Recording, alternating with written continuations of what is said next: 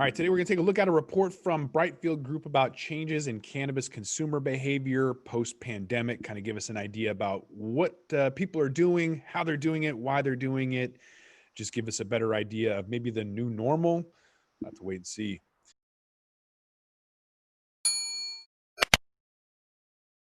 Welcome back to The Talking Hedge. I'm Josh Kincaid, capital markets analyst and host of your Cannabis Business Podcast. Today, we've got Katrina Gogowski, angel investor and attorney, to help us take a look at the Brightfield Group report on changes in cannabis consumer behavior post-pandemic. Katrina, thanks for being back on the podcast. Thanks, Josh.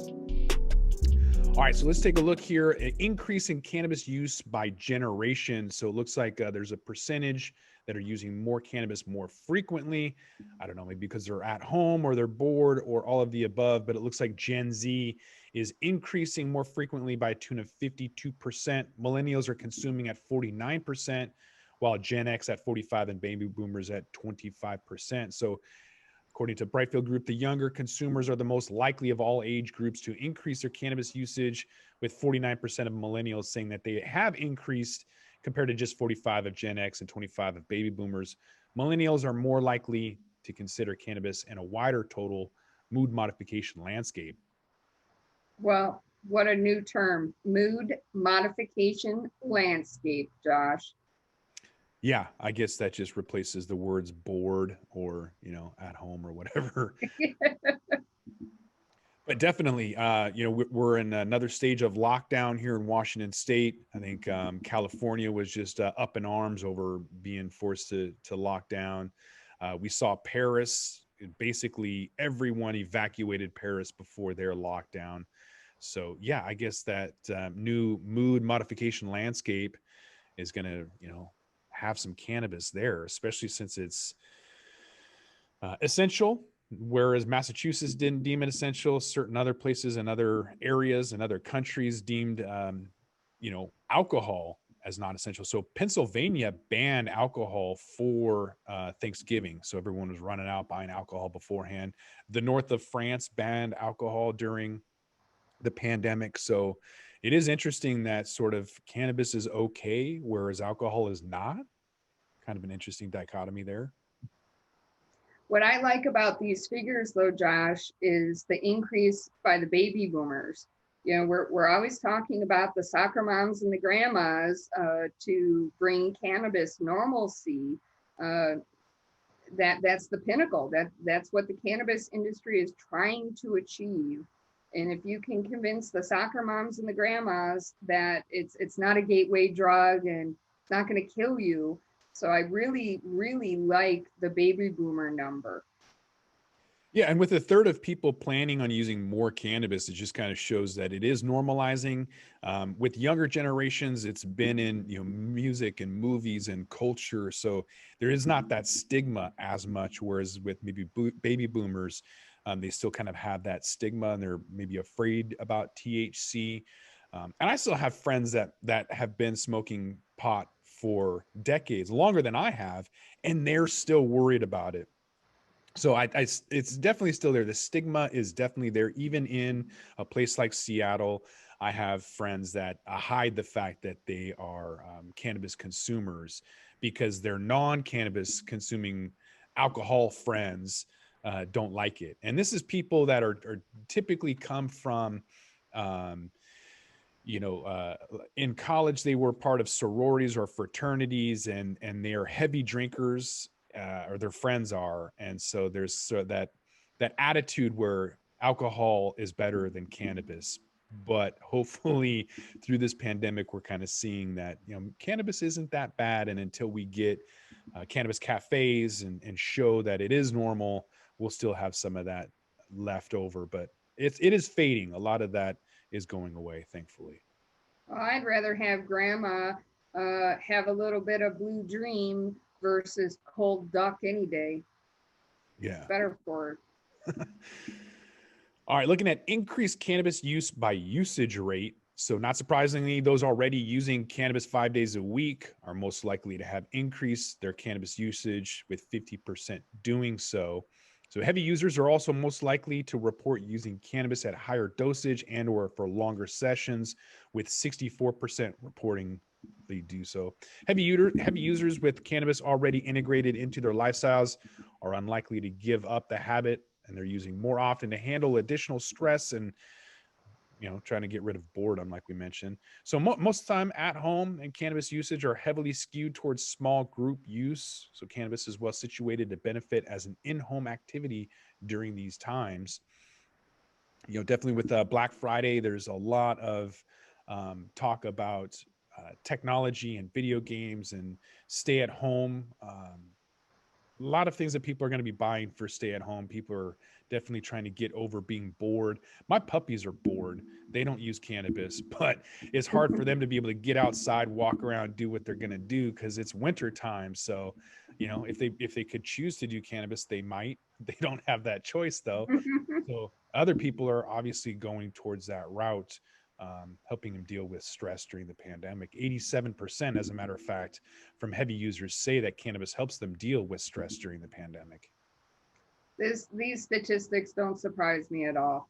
Right when the pandemic lockdowns came out, we saw a big spike, and it makes sense. Yeah, with 1/5 of people using it a few times a month, you have a third of people using it at least once to 4 times a week, and then 5 times a week, you have 52% of people. I'm guessing the survey, 52% are using it 5 days or more a week. It's pricey. So let's look at the changes in the product type used. Consumers are not changing the product type preferences to a large degree. At the beginning of the pandemic, only 7% of consumers were planning to reduce their use of inhalable cannabis products like flower and vapes. 1/5 of consumers now report reducing inhalable usage, likely a response to the ongoing message that smoking and vaping put individuals at higher risk for infection. And data points that it's been consistent through the summer and into early fall. So, having said that, the response to the stress and boredom of the pandemic is a much larger group at 37%, increasing their usage of inhalables. And there's also been an uptick in edible use at 35% of consumers indicating using more edible products, which are appealing to, or which appears to be less harmful. So that kind of goes back to that whole issue with combusting and smoking during flu season. So we're seeing 37% are using more inhalables, and 35% are using more edibles, and a fifth are using fewer inhalables. So maybe they're going to be stocking up and hoarding flour, and then maybe using more edibles during the winter time again. Maybe, but this could just reflect the situation. If you're in an apartment and you can't smoke inside, we all know that cannabis stinks, so you smoke outside. Well, now it's winter and it's cold outside. So you're going to switch to a vape pen, or you're going to switch to an edible so you don't freeze your tuchus off outside. And so these statistics are not surprising to me at all. Yeah, I've definitely been smoking a lot less blunts. After Sober October, I made the switch to non-tobacco blunts. So I've been doing palm and hemp wraps and stuff, but it's freezing outside. So I've been smoking a lot less blunts outside and going more towards a bubbler. I finally got a new glass piece that I broke last year and waited forever to buy a new piece, but I've got one, and I've been smoking that in the garage where it's warmer.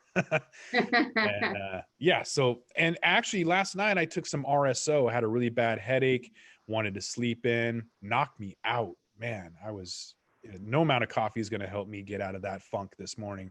But took a massive amount of RSO, and again, going towards the edibles because I didn't want to smoke a blunt, and all the same reasons. Mm-hmm. Yep. So there's changes in cannabis purchasing locations. Today, 45% of all cannabis consumers report switching from shopping at physical dispensaries to delivering or online deliver. So Gen X, they've steadily switched to online ordering as the pandemic has continued, possibly due to increased messaging around the seriousness for people of all ages with the virus. Younger cannabis consumers were the most likely to plan to shift to delivery or online ordering, likely due to greater familiarity and confidence with online ordering, assuming that you even have that in your state. Washington does not. I assume that to be fast tracked in 2021. Hopefully that will pass. But millennials and Gen X, baby boomers, everyone is increasing the amount that they're purchasing online. And it's probably a lot to do with the discounts. Not only are you able to get in there quicker because you have your order already done, but you're getting at least 10% that I've seen discounts for those online purchases. That is exactly what I was going to say. This is an opportunity for the cannabis retailer to just drive that loyalty program home. Discounts, points, whatever you want to call it, with online ordering spiking like this. What an opportunity for cannabis retailers. Mm-hmm. It's going to be a lot more difficult, I think, for brands to be able to get in front of consumers, especially new brands. The bud tender was kind of that go-to, that key person to kind of educate people and tell them. But we are seeing some bud tenders grabbing the bags, the online orders, and then making sure that the person buying it knows what they're doing. So anytime you go into a pharmacy, that individual at the pharmacy will say, have you used this product? Do you know what you're doing? Do you have any questions? So I'm seeing some bud tenders doing the same thing. And then if it's not what the person wanted, they'll just switch that out and give them the same discount. So that is pretty nice. You still get that interaction with the bud tender, hopefully some satisfaction, product guarantee or whatever. But it is going to be a lot more difficult moving forward for new entrants, new markets, new brands to be able to get in front of the consumer in the same way that they were. So that's going to be an uphill battle. Right. Changes in cannabis spending. So in March, 30% of cannabis consumers planned on reducing their cannabis spending.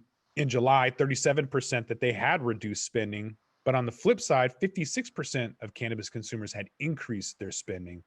So the trend continued into the fall. 38% of consumers reported reducing spending, but 54% said that they had increased spending in the October survey. So cannabis usage during occasions for relaxing at home and just before sleep saw an uptick in July as more consumers looked for ways to de-stress and fill the time, as many consumers are still spending a great deal of time at home and are not engaging in previously normal social activities. Makes sense. Yeah, nothing new there, right? I mean, we kind of figured that even though they maybe have increased the amount that they're spending, they might be still consuming less as they're kind of hoarding it.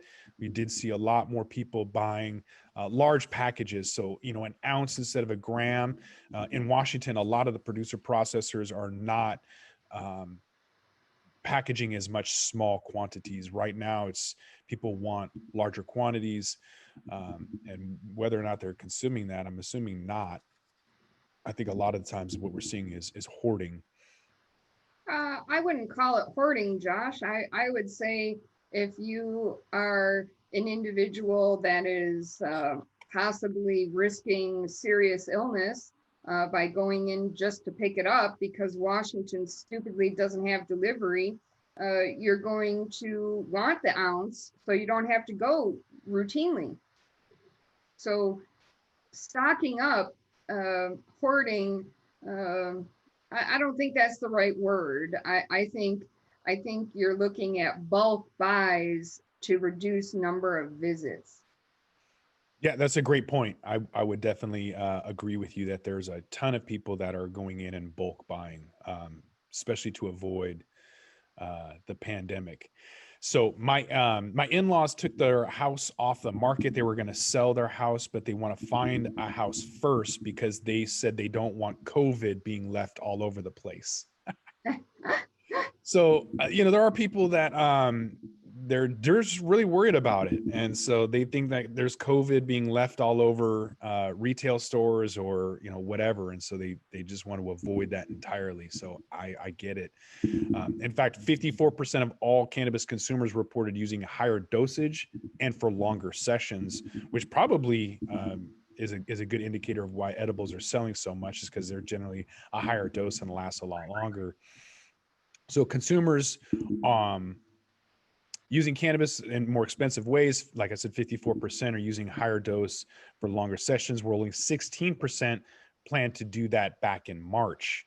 So a lot more people, as this kind of stay at home has been progressing and has been delayed, more people are going towards, edibles and not so much topicals and tinctures.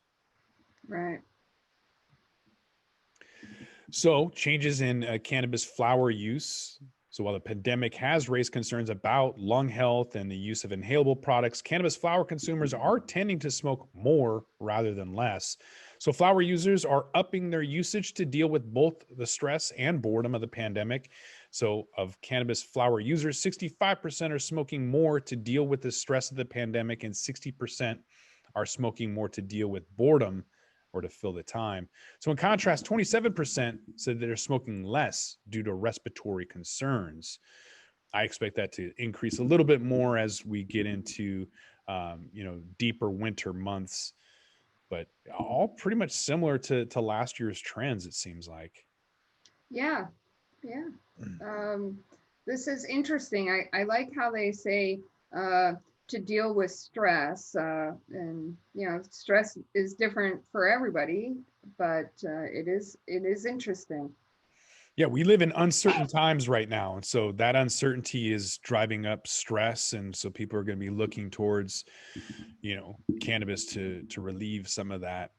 So this going on to this report, it says even though this group is not giving up smoking altogether, rather consumers are doing other things to mitigate the impact of the virus. So 60% say that they're smoking less in social settings in order to maintain social distancing, and 63% are not sharing joints or accessories with other smokers due to hygiene concerns brought on by the pandemic. So we sell a lot of pre-rolls in Washington State. I would imagine that not going to work or not having those social interactions are going to really kind of devastate that pre-roll market, even though it's low cost.